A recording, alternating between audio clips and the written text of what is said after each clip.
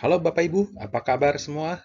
Kali ini saya akan membahas isu mengenai pesangon yang di akhir 2020 sempat heboh nih karena terbitnya Undang-Undang Cipta Tenaga Kerja atau disingkat Undang-Undang Ciptaker ya.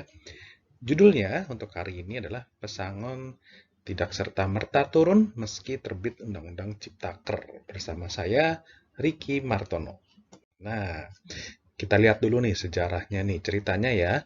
Di akhir 2020, DPR mengesahkan Undang-Undang Cipta Tenaga Kerja ya, atau Undang-Undang Ciptaker ini dan kemudian banyak sekali pro kontra yang muncul ya, termasuk munculnya demo-demo buruh ya ke DPR dan sebagainya ya.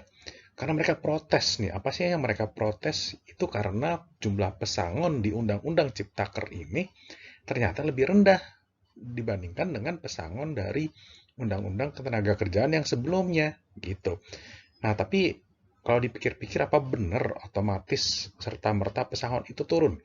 Saya pikir karena pemerintah mungkin kurang menginformasikan ya, kurang mengedukasi, atau mungkin masyarakat sendiri yang juga kurang membaca. Ya, maklumlah, masyarakat kita kan literasinya rendah. Tapi kita lihat nih satu persatu ya. Nah, pertama Undang-Undang Ciptaker ini disahkan, dikeluarkan oleh pemerintah untuk menjaga kondisi tenaga kerja di Indonesia lebih menarik bagi investor. Gitu. Jadi maksud sebenarnya itu ini. Dan pemerintah pasti melihatnya kan makro ya. Jadi kita nggak bisa melihat case by case setiap industri maupun setiap perusahaan ya. Nah, jadi yang paling sering disuarakan kontra itu adalah pesangonnya turun nih dari 32 menjadi 25 kali. Waduh, gua kerja keras-keras, pesangon turun nih. Pemerintah kemana sih? Gitu ya. Nah, tapi coba kita lihat satu persatu, Bapak Ibu. Nah, kita harus paham dulu nih, yang pertama nih, Bapak Ibu. Undang-Undang Ciptaker ini tidak menghapus Undang-Undang Ketenagakerjaan nomor 13 tahun 2003, ya. Namun mengubah, menghapus atau menambahkan pasal-pasalnya saja, ya. Mengubah, menghapus, menambahkan pasal-pasalnya saja dari Undang-Undang nomor 13 tahun 2003. Tapi selain itu juga ada beberapa undang-undang lain yang statusnya ada pasalnya itu mengubah, menghapus atau menambahkan. Misalkan undang-undang lingkungan hidup kira-kira begitu ya. Yang intinya satu undang-undang ini menggantikan atau memperbaiki lah kira-kira ya, atau mengupdate dari berbagai undang-undang yang ada sebelumnya untuk menarik investor ya. Nah, khusus kali ini kita bahas undang-undang Ciptaker yang ada kaitannya dengan undang-undang ketenagakerjaan saja ya, nomor 13 tahun 2003. Karena kita mau bahas pesangon ceritanya, jadi kita hanya konsen di Undang-Undang Nomor 13. Nah, bagaimana dengan pasal-pasal yang tidak diubah dihapus? Ya, berarti masih berlaku. Ya, seperti misalkan pasal 124 Undang-Undang Nomor 13 tahun 2003 yang masih berlaku ya. Ini isinya tentang perjanjian kerja bersama antara pengusaha atau pemberi kerja dan karyawannya. Ya, masih cukup banyak kok yang sebenarnya masih berlaku ya. Nah, kita lihat nih, khusus pesangon di Undang-Undang Ketenagakerjaan Nomor 13 Tahun 2003 Pasal 156 Ayat 1. Ini jadi cerita awalnya itu seperti ini ya. Di pasal 156 ayat 1, ini katanya dalam hal terjadi pemutusan hubungan kerja, itu maksudnya adalah hubungan kerja antara si pemberi kerja dan karyawan tuh kayak udah putus ya gitu. Tapi bukan berarti selalu artinya dipecat, enggak ya. Artinya nanti kita lihat ada beberapa makna dari pemutusan hubungan kerja ya. Tapi intinya adalah pengusaha diwajibkan membayar uang pesangon dan atau uang penghargaan ya. Jadi ada dua variabel nih, uang pesangon, uang penghargaan dan atau ya. Terus kemudian di Undang-Undang Nomor 13 Tahun 2003, Pasal 156, pasal yang sama, itu yang mengatur besaran uang penghargaan itu ada di ayat 2 dan 3. Jadi kalau ayat 1 bilangnya kalau ada PHK maka si karyawan berhak memperoleh uang penghargaan dan atau uang pesangon. Nah, berapa banyak sih yang diterima? Nah, ini nih, uang pesangon itu antara 1 sampai 9 bulan gaji terakhir ya, tergantung masa kerja. Jadi kalau masa kerja cuma 3 bulan ya jangan ngarep dapat 9 gitu ya. Kalau baru 2 tahun ya jangan ngarep dapat 9. Tapi kalau udah cukup lama, misalkan 30 tahun, 20 tahun ya, sudah teruji loyalitasnya ya, nah itu berhak lah dapat 9 ya. Uang penghargaan juga sama nih, 2 sampai 10 tergantung masa kerja. Semuanya tergantung masa kerja ya. Nah, kemudian di pasal 1 kita ingatkan dulu ya bahwa ini pesangonnya atau penghargaan itu dan atau. Jadi sebenarnya salah satu saja sebenarnya yang wajib dibayarkan oleh pengusaha. Jadi kalau cuma pengen pesangonnya aja nggak apa-apa. Uang penghargaannya aja nggak apa-apa. Dua-duanya ya nggak apa-apa juga ya. Jadi kalau udah kerja cukup lama, pengen pesangon aja deh 9 bulan gaji terakhir. Oke, nggak apa-apa. Mau uang penghargaan aja deh 10, ya nggak apa-apa. Karena memang mengaturnya seperti itu. Jadi kalau Bapak Ibu nanti di antara kita ada yang mendapat uang pesangon dan penghargaan lebih besar ya, gabung dan lebih besar yaitu ya bersyukurlah pada perusahaan kita. Gitu ya. Nah, tadi kan 10 dan 9. Jadi kalau di total pun sebenarnya cuma dapat 19 ya Bapak Ibu ya. Tapi kok tiba-tiba bisa jadi 32 nih? Karena ada yang namanya ini Bapak Ibu, koefisien pengali. Nah, dari pemberian pesangon. Koefisiennya gimana sih? Nah, besaran koefisiennya 2 kali dari ketentuan pasal 156 ayat 2 ya. Jadi uang pesangon tuh 2 kali koefisiennya. Jadi 2 kali 9 18. Dan 1 kali dari ayat 3 ini uang penghargaan 1 kali 10 sama dengan 10.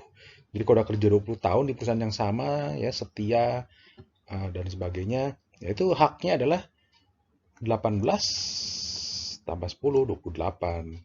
Tapi saya lagi ini tergantung masa kerja ya. Jangan ngarep baru kerja 2 tahun pengennya 2 kali 9 ditambah 1 kali 10. Bisa saja kalau baru 3-4 tahun tuh 1 kali mungkin kali 2 gitu ditambah 2 kali 1 ya. Jadi kita perlu perhatikan juga tuh masa kerja kita ya. Jadi 28 upah nih kalau sudah cukup lama ya 20 tahun kerja misalnya ya. Nah, kemudian di pasal 156 ayat 4C itu ditambahkan lagi 15% ada uang pengganti sebenarnya nih. Macam-macam deh ya. Tapi intinya adalah penambahan 15% dari 28. Jadi 28 ditambah 15% kali 28. Hasilnya 32,2 bulan upah. Nah, inilah angka 32 itu diperoleh. Gitu ya. Tapi koefisien ini juga nggak semua kondisi pemutusan hubungan kerja berlaku ya. Karena yang berlaku hanya pada 5 kondisi ini. Misalkan perusahaan berubah status, terjadi penggabungan, merger, akuisisi gitu ya. Dan pengusaha tidak bersedia menerima buruh di perusahaannya. Nah, jadi A dan B merger yuk. Wah, perusahaan A dan B ada karyawannya yang nggak mau diterima lagi, ya maka pemutusan hubungan kerja. Nah, 2 dan 1 tadi koefisiennya berlaku. Tapi sesuaikan juga dengan masa jabatan ya, berapa lama dia kerja gitu ya, masa kerja. Kondisi kedua, perusahaan tutup bukan karena kerugian 2 tahun berturut-turut. Pekerja meninggal dunia, pekerja memasuki usia pensiun. Nah, ini ada pengali tadi ya. Usia pensiun itu 55 tahun ya Bapak Ibu ya. Sejauh ini 55. Katanya ada undang-undang baru yang menyebutkan sampai 65, tapi kita nggak bahas itu ya.